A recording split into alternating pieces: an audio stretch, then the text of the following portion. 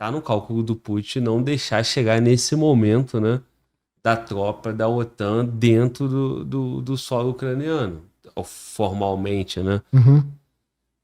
Isso já não dá pra gente uma resposta de ser muito pouco provável uma escalada a nível mundial de conflito? Então, de novo, vai calhar da ação da OTAN. E no caso, com base no que vai sair da eleição, né? É ali que vai definir. O que definir nas eleições é o que vai empurrar se a OTAN vai entrar ou não, se ela entrar, até onde ela está disposta a ir, até onde ela está disposta a abrir mais alvos e por aí vai. Mas improvável nenhum, nem improvável, nem improvável. Mas, por enquanto, tá na mão das eleições americanas. Tem que aguardar as eleições americanas para ver. É o ponto de virada a favor ou contra disso aí. Bom, esse ponto de aguardar a eleição americana, a gente vai ter que pensar na força dominante, né, que vai conduzir as eleições. Lembrando aquele ponto que já foi citado aqui, teve um atentado contra um ex-presidente, né, o candidato, né, e ex-presidente, que é o Trump.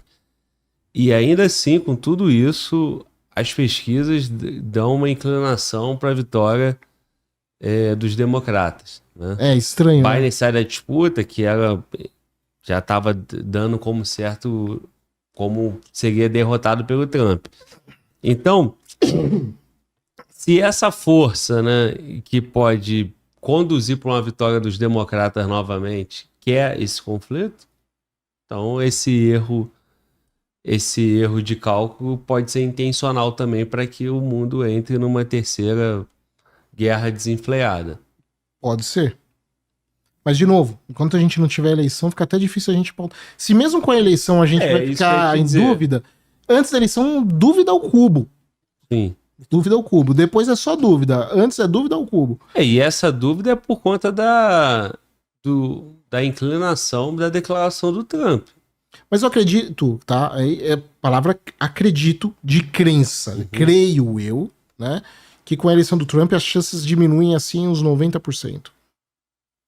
Sim, mas é nesse ponto, né? Por conta da declaração dele. Ninguém não quer dizer que Só o ele fato vai dele. sustentar o que ele falou, né?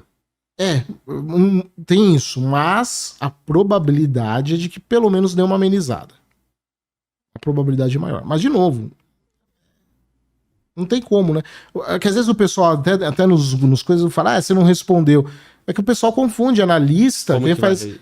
com profeta. A gente não faz profecia. Isso. A gente pega a tendência agora é essa. Só que se você me perguntar isso semana que vem, Uhum. e a semana que vem, em uma semana acontecer um elemento novo, eu sou obrigado a fazer uma análise nova. E eu posso te fazer essa pergunta pós-eleição, Kamala Harris vencedora, e você também não vai conseguir me cravar. Exato. A gente faz com os nossos elementos, mas não é profecia. A gente não tem todos os números da equação. Né? Não tem como. A gente faz com base em tendência. A gente acha que isso vai acontecer porque a gente está vendo essas forças atuando, isso acontecendo. Mas, se acontece alguma coisa inesperada, quem que no dia 9 de setembro de 2001 podia imaginar que os Estados Unidos iam passar os 20 anos travados no Oriente Médio? Ninguém. Verdade. 2 dias depois, 11 de setembro. Verdade. Hoje é 9 de setembro. Verdade. Ninguém podia prever. Quem que em 2010, lá por volta de março, 2010, acho que sim, poderia prever que logo em seguida ia começar a Primavera Árabe, que ia bagunçar todo mundo, o mundo islâmico no norte da África e no Oriente Médio?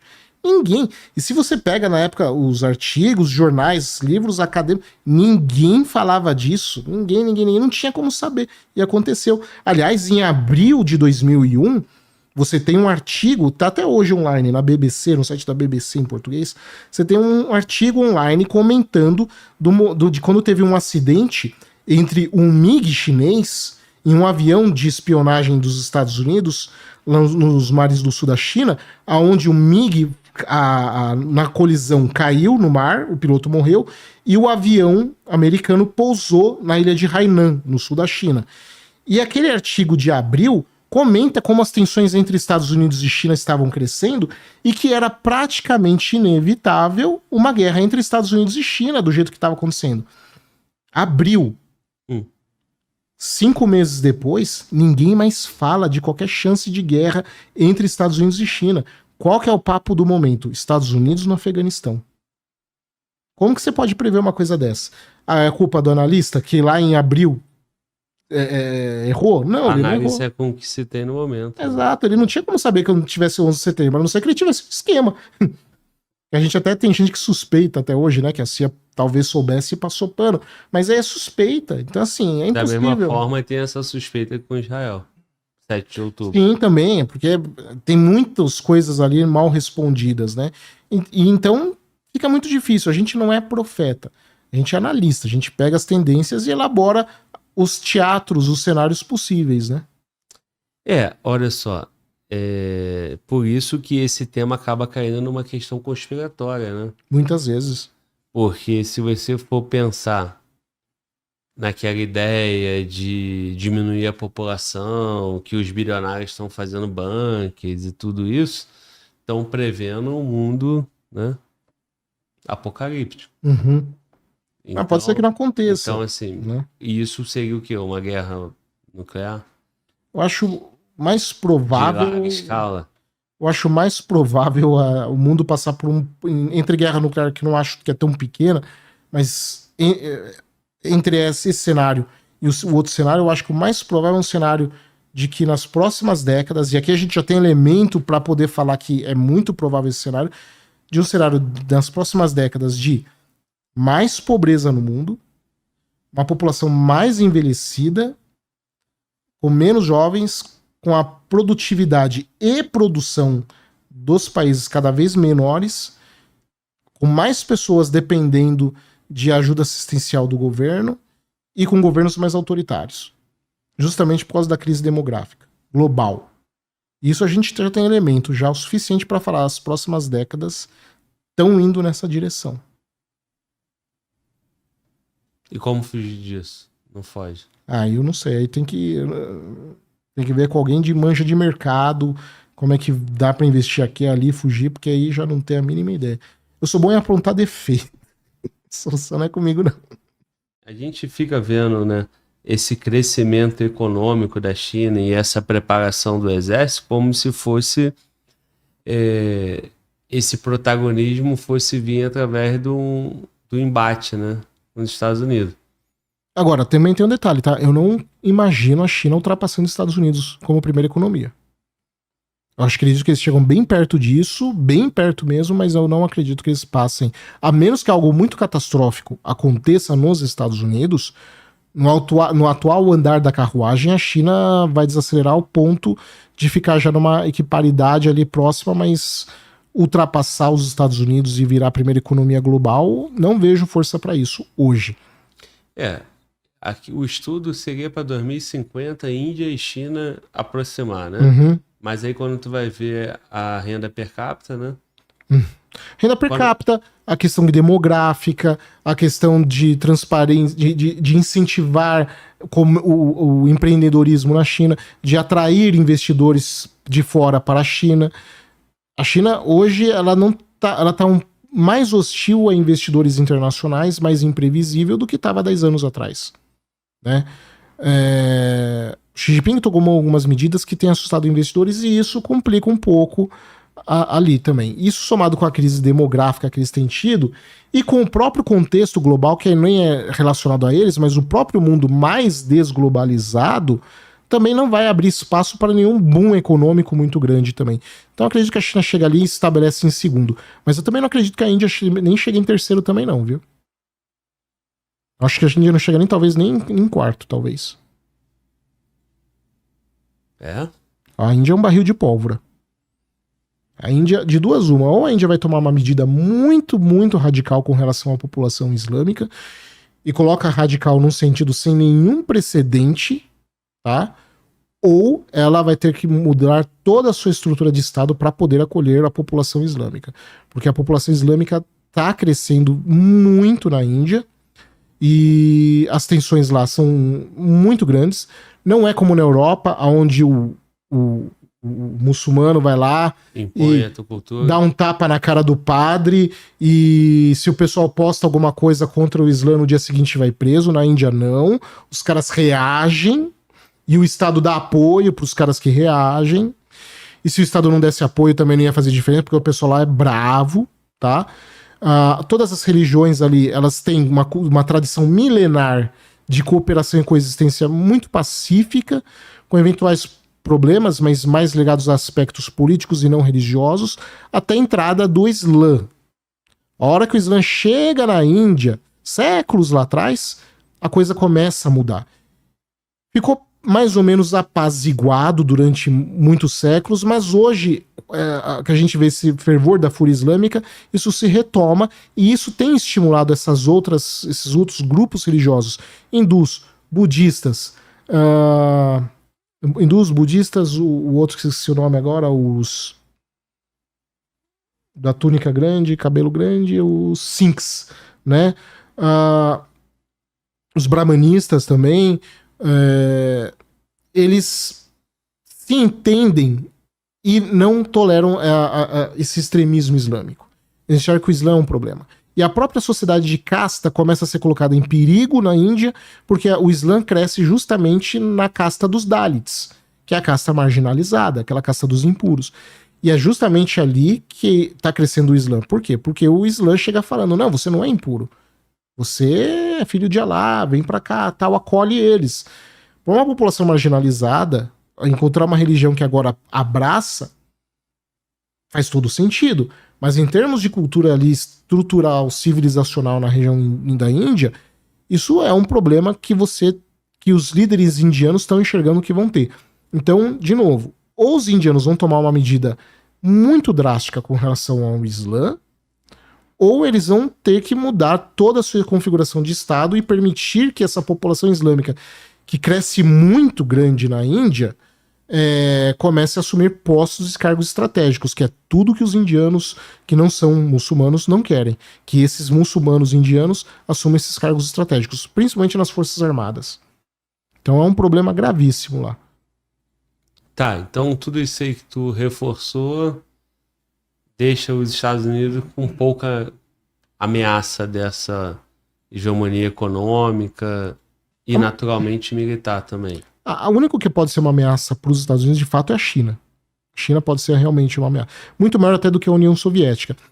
Eu não acho que ela vai, porque nem eu falei, não acho que eles passam a economia americana, mas eles têm capacidade de colocar aí, principalmente no longo prazo, colocar uma retração na capacidade americana na região do Pacífico. Principalmente na parte do Pacífico Ocidental, né? Ali na Sudeste Asiático, Indonésia, por ali. Ali eles têm condição. Então, ultrapassar não, mas dar um bloqueio enorme, sim. E temos que lembrar também que os Estados Unidos está cada vez também mais volátil.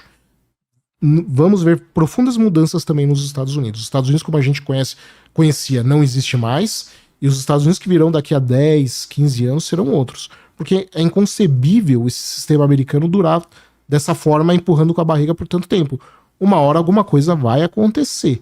A gente não sabe o que, mas algum ponto de ruptura está se aproximando. E o principal ponto de tensão, assim, para que aconteça uma guerra mundial, né? Uma terceira guerra mundial, uma guerra nuclear, né? Que vai desencadear nisso aí. Fora a Ucrânia. É a Ucrânia ou o Oriente Médio? A Ucrânia. A Ucrânia. De longe. De longe? De longe. Porque ali a hora que alguém cometer um erro, a hora que se alguém cometer um erro, começa. Tá. E aí você desconsidera o Oriente Médio não porque não teria essa capacidade, é porque a tensão com a Rússia é maior. A tensão com a Rússia é maior, os países envolvidos têm muito mais armas nucleares, França, Inglaterra, Estados Unidos e Rússia, e ali no Oriente Médio é só Israel. O Irã com certeza não tem. O Irã não tem. O pessoal fala que tem. Não tem. A gente tem mais ou menos como mensurar de forma indireta quando um país tem ou não. Tá? A gente sabe que o Irã não tem, mas está bem próximo de ter. bem provavelmente que a hora que eles quiserem começar a desenvolver uma arma nuclear, eles possam atingir essa capacidade em 6 meses. Bem provavelmente. Mas hoje a gente dá para afirmar seguramente que não. Mas isso vai ser percebido ou não? Esses 6 meses. Provavelmente a gente vai ver alguma movimentação atípica nas instalações nucleares iranianas, um aumento de produção, um aumento de consumo de urânio. Provavelmente a gente vai ver alguma coisa nesse sentido. Aí o pessoal da área de programa nuclear vai saber mais do que eu. Mas a gente vai ver alguma movimentação atípica, isso é fato. A gente já tem um padrão, um protocolo, digamos assim, né? Então lá no Oriente Médio, essa capacidade de Israel é o suficiente para que mantenha ali uma impossibilidade de escalada, né? Porque é só um que tem. Sim. Né? Diferente da Europa, que você, como você citou, você tem França, Inglaterra, Rússia. Sim, isso dá uma... Não vou falar que dá uma segurança para Israel, porque, por outro lado, os outros países continuam cutucando para ver. E aí tem a questão de até onde Israel também, que não é um país, digamos, muito racional nas suas ações, é um país que costuma agir de forma bastante radical, tá?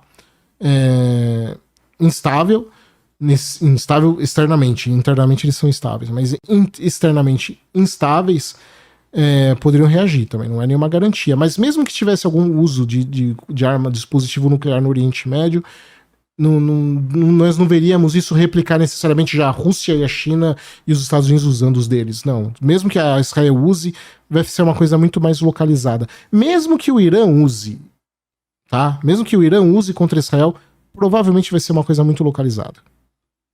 Não vejo expandido por nível global. Pois é.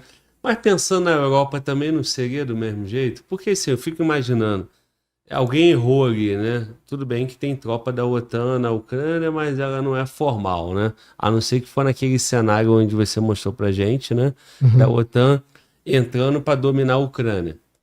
Agora, Putin foi lá e fez fez uso da bomba nuclear contra a Ucrânia. A França vai se meter? Podendo sofrer um ataque?